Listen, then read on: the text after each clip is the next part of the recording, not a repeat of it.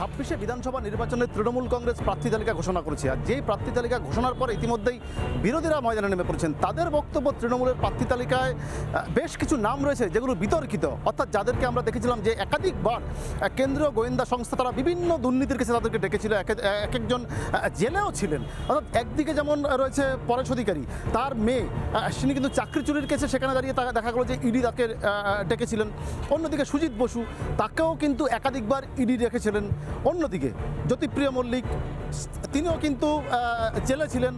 পাশাপাশি এই ধরনের একেবারে একাধিক, চন্দ্রনাথ সিনহা, তাকেও কিন্তু ইডি ডেকেছিলেন। অর্থাৎ এই যে নামগুলো যাদেরকে তৃণমূল কংগ্রেস প্রার্থী হিসেবে ঘোষণা করেছে, বিরোধীরা বলছেন যে রাজ্যের শাসক দল তারা কিন্তু প্রার্থী পাননি বলেই মূলত তাদের, অর্থাৎ যাদের একেবারে নাম বিতর্কিত বা যাদের নিয়ে রাজনৈতিকভাবে চর্চা চলছে, অন্যদিকে যাদের নাম একাধিক দুর্নীতি কেসে সামনে চলে আসছে, তাদেরকে নিয়ে তৃণমূল কংগ্রেস প্রার্থী করতে হলো। তাহলে কি ফ্রেশ মুখ তৃণমূল কংগ্রেসে নেই?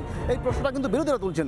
বিশেষ করে একেবারে কেন্দ্রীয় গোয়েন্দা সংস্থা তারা বারবার করে যাদেরকে বিভিন্ন দুর্নীতি কেসে তাদেরকে ডাকা হয়েছিল, তাদের নামগুলোই শাসক দল তৃণমূল কংগ্রেস তারা কিন্তু গোটা রাজ্যের বিভিন্ন প্রান্তে তারা কিন্তু প্রার্থী হিসেবে তাদেরকে করেছেন বা প্রার্থী করেছেন। ঠিক সেখানে দাঁড়িয়ে এখন দেখার যে বিরোধীরা তারা ময়দানে এই যে যাদের নাম বিতর্কিত তাদেরকে নিয়ে কতটা হাতিয়ার করে তারা এই 26-এর ভোটের বৈতরণী পার করতে পারে, নাকি শাসক দল তারা তাদের পাল্টা বাজিমাত করে তারা তাদের ভোটের বৈতরণী পার করতে পারে, সেটাও কিন্তু একটা দেখার বিষয়। উত্তর 24 পরগনা থেকে টিটপ বিশ্বাস, রিপাবলিক বাংলা। নানা ধরনের কন্টেন্ট দেখার জন্য লাইক করুন, শেয়ার করুন আমাদের ফেসবুক পেজ, সাবস্ক্রাইব করুন আমাদের ইউটিউব চ্যানেল।